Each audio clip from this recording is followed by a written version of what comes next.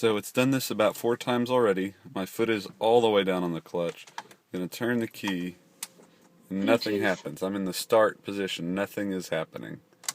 And I'm off start, and I can't go back to start. It's locked once you've done that once. So to come back a position, come back 2 positions, let go of the clutch, push it back in.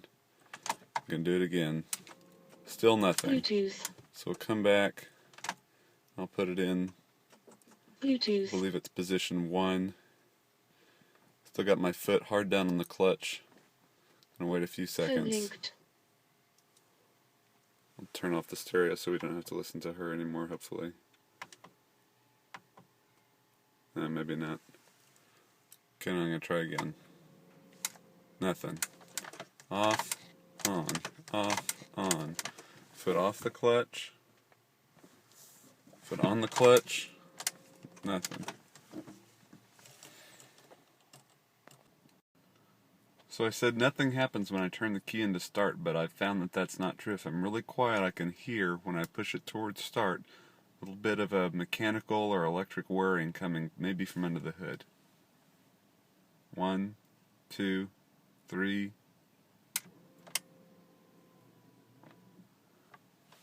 Da-da.